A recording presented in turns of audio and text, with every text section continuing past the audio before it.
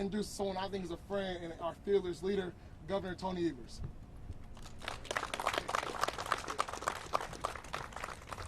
Thank you, Representative Haywood, and thank you for welcoming us all to your district. It's a pleasure to be here today, bees notwithstanding.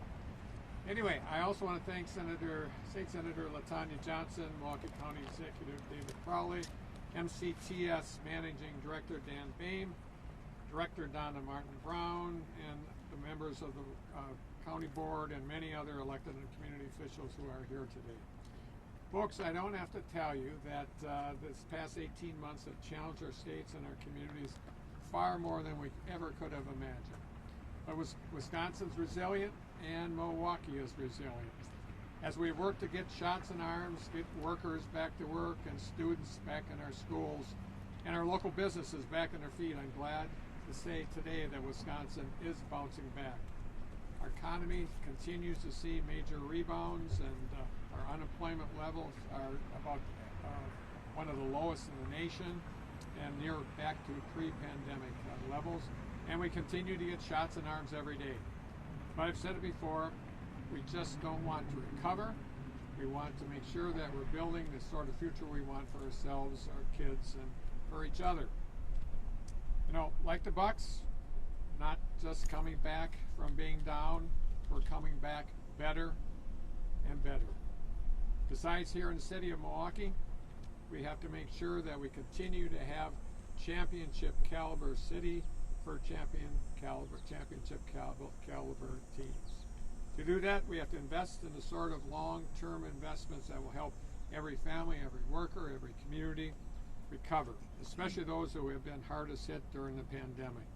And that's why we've put the American Rescue Plan Act dollars to good use, investing more than $420 million to help 84,000 small businesses, helping folks pay the rent, investing in broadband access, and making a $250 million investment just this last week in infrastructure our neighborhoods need. That's why my budget, the Badger Bounce Back Agenda, proposed robust, comprehensive investments in the sort of initiatives that I like to say are connecting the dots, from housing to healthcare to childcare to education to workforce development and training to transportation. And that last dot is why we're here today to connect that dot today. This afternoon, I'm thrilled to be with all of you to announce we will be providing $25 million of our American Rescue Plan Act dollars to invest in public transit in Milwaukee County and the city of Madison to help fill the gaps by the legislature in our last budget, with $19.7 million of those funds going right here to Milwaukee County. Now, folks, when I proposed my budget, I knew it was going to be a fight with the legislature. Nevertheless, I was disappointed to see Republicans choose to gut and cut the priorities of the people. That included making cuts to public transit of our two largest cities and economic drivers of our state, those two largest cities, by 50% over the biennium. While I know this funding doesn't get us all the way back to where we want to go, it will surely make a difference towards ensuring services continue for the folks who live, work, and learn in the Milwaukee area every day, especially the folks we know are impacted disproportionately and they rely on public transit, like folks with disabilities, low to middle income Wisconsinites, communities of color, and our young people. To me, that's what connecting the dots is all about. Ensuring every Wisconsinite has the tools and resources not to bounce back, but to thrive. So I'm glad to be making these investments today to help our workers, families, and students get from point A to point B. With that, I'll hand things over to our champion on the Budget Committee, Senator LaTonya Johnson. Senator?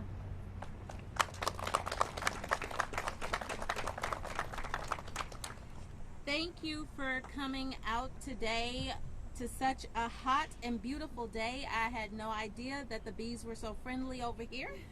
I seem to have attracted all of them. I'm State Senator LaTonya Johnson. I represent the 6th Senate District here. which is located on Milwaukee's north and northwest side. In June, Republicans on the Joint Finance Committee voted to reduce transit funding by 50%. And that 50% reduction was limited to two of our state's largest cities, here in Milwaukee and in Madison. A 50% cut would mean $32.7 million over the next 2 years in less funding. They are upset that our state's largest cities received money from the ARPA funds, money that was intended for the COVID-19 relief that was given to us by the federal government. Shouldn't have been a punishment, but a way for our transit systems to sustain themselves during the COVID-19 pandemic. Instead, the Republicans used this as an opportunity to cut funding and cut support by 50%. They weren't doing this to other cities, just Milwaukee and Madison. It was spiteful, it was mean-spirited, and it was counterproductive. We hear Republicans all over the state talk about the need to get people back to work. So the question then becomes, how is that going to be done? If we cut the funding by 50% to our two largest cities in this state. Milwaukee alone saw 80 to 90,000 riders per weekday. Those individuals depended on the bus pre-pandemic as well as now to get to school, to get to work, to run daily errands. For those that are most vulnerable, such as those who have handicapped conditions, they need transportation too. The question doesn't become, how do we get people back to work? When and how are the questions. This funding is so much needed. It's needed because we know that the people who rely on the transportation most would be those who suffered the most. We know people who need to get to work can't afford to have their transit systems cut. Those employers who are already seeing shortages in the workforce can't afford to have fewer employers available to work. They can't afford to have these routes cut, or they'll risk losing their businesses. The people of Milwaukee and the people of this state are fortunate to have Governor Evers. We're fortunate to have him understand that this is a situation that needed an immediate remedy. His position to undo those vindictive attacks against our transit system, no doubt, will help to save thousands of jobs. It will help to get our kids to school. But most importantly, it will help to keep those employers in businesses. So I just want to personally thank Governor Evers for restoring the funding. The thousands of Milwaukee residents that rely on our public transportation system won't have to worry about service cuts that could jeopardize their ability to work, but most importantly, their ability to sustain their families. With that being said, I would now like to turn the mic over to County Executive David Crawley.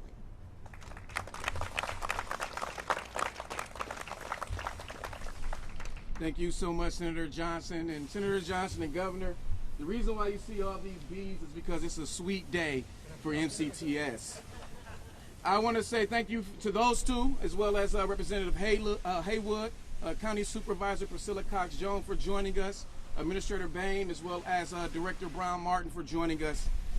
You know, a couple months ago in June, when we broke ground on the East-West BRT line, we said that this was not a time to make drastic cuts to the Milwaukee County transit system, especially not when we are trying to not only reopen safely, but provide reliable transportation for residents who need it the most throughout Milwaukee County. But thanks to the passage of the American Rescue Plan Act, and to Governor Evers, the funding granted to Milwaukee today will offset the reductions made during the budget process by 60% and will reduce the impact of funding changes over the next 2 years. Transportation is an important resource to any community, but especially to Milwaukee, where we believe that community members should have connections to job centers, grocery stores, medical offices, as well as our beautiful recreation that we have. And our vision is to achieve racial equity. And by doing so, we will become the healthiest county in the state of Wisconsin. And a key part of that vision is working to dismantle barriers to inclusive and diverse communities, barriers that have contributed to Milwaukee County being one of the most segregated places in our nation. Creating more transportation options and resources for residents is one way we can break down those barriers, encourage more connected communities that have historically been divided, and create thriving neighborhoods that is welcoming to everyone. It is also a strategy for growing a more robust local economy and cultivating the assets the state needs to attract talent. Top-tier workers and firms alike are looking to settle in communities with a top-tier transportation system. We know that when our residents rely on transit for safe, quick, and reliable transportation, they tend to use it more to get to work, to travel to different parts of the community, to spend their dollars on recreation and entertainment. This is an investment in equity for our community and the exact kind of action we need to take to see our families, our communities, and our economy succeed for years to come. We recognize that this kind of federal funding, it won't come around every 2 years. And in order to create the long-term transformational change that we want to see right here in Milwaukee County, we have to find ways to fund essential services like transit systems. Looking ahead, our structural budget deficit puts the success of our neighborhoods in jeopardy. Without the ability to generate additional local revenue to fill our long-term gap, we'll soon have to make some very tough decisions on funding the services that so many in this community rely on the most. But that's why we've worked hard in partnership with the governor, with the state legislature, to help find ways to enable a sustainable funding solution for our local services. So I want to thank the governor again for prioritizing transit with the ARPA dollars. And I look forward to our continued partnership in working to address the long-term funding of essential services we know will help county residents and as well benefit the state of Wisconsin. So thank you so much. With that, I'm going to turn it over to Governor Evers for any questions. And we do have the Director of Milwaukee County Director of Department of Transportation, Milwaukee County, as well as the Administrator from MCTS to answer any technical questions folks may have. Thank you.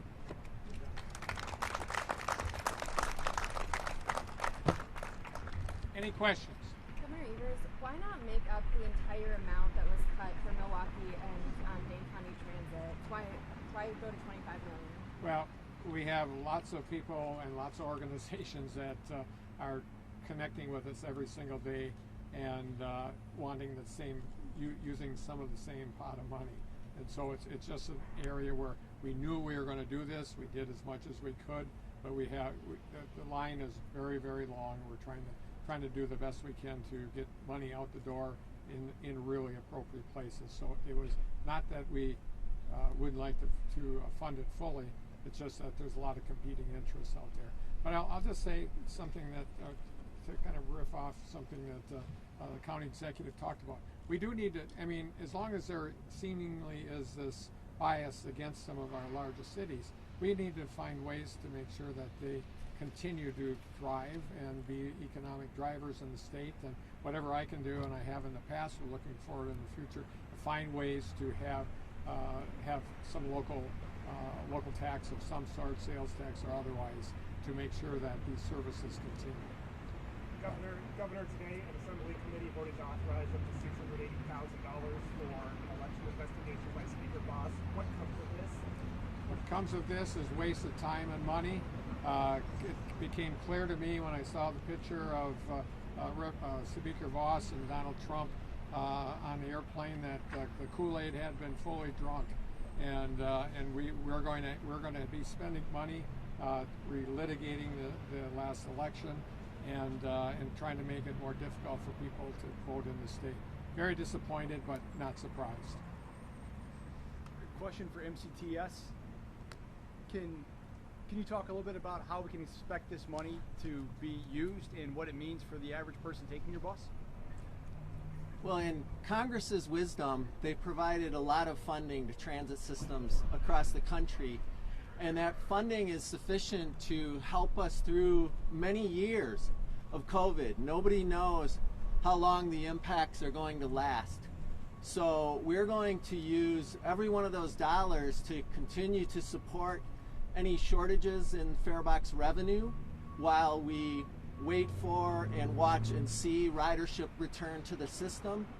And we will use those dollars to help us buy replacement buses.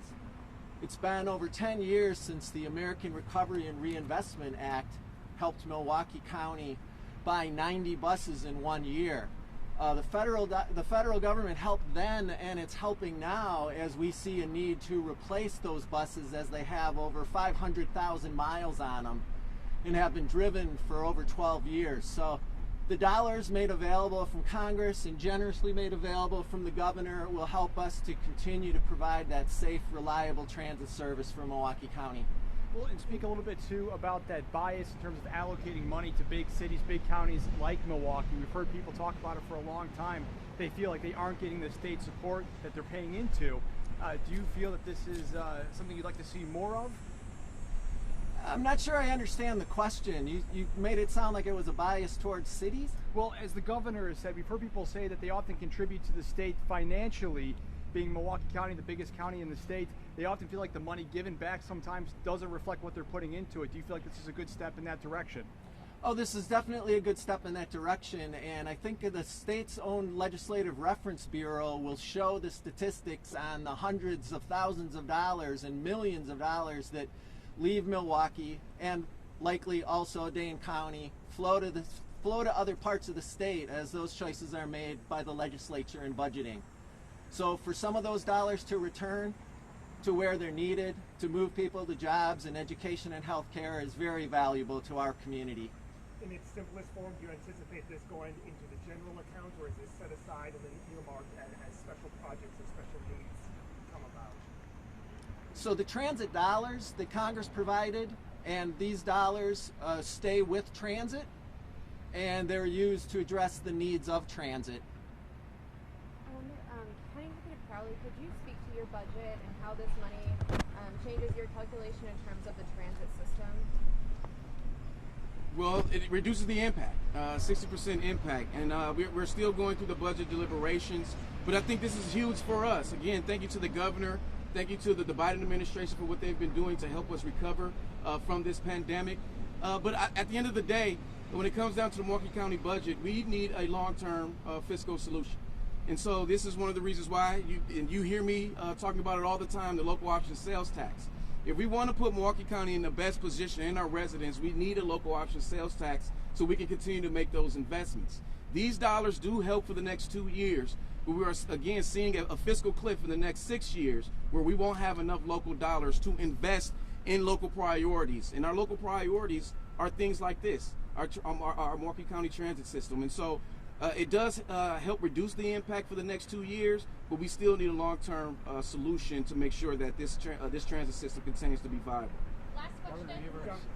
Any further thought on a mandate for vaccines for state employees? Yeah, right now we're collecting.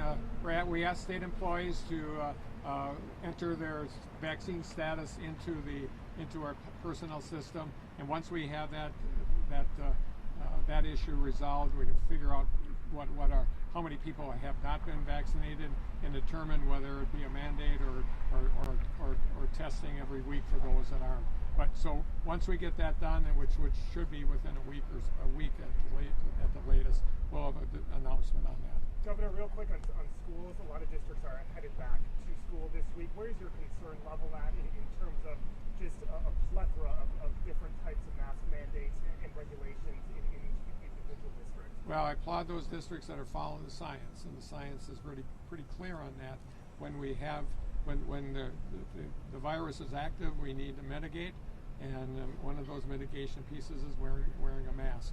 Of course, this is a local decision. I wish there wasn't the push and pull, and frankly, seeing those school board meetings being ripped apart by people that care on both sides is really disappointing, because it's going to make it more difficult to start the school year.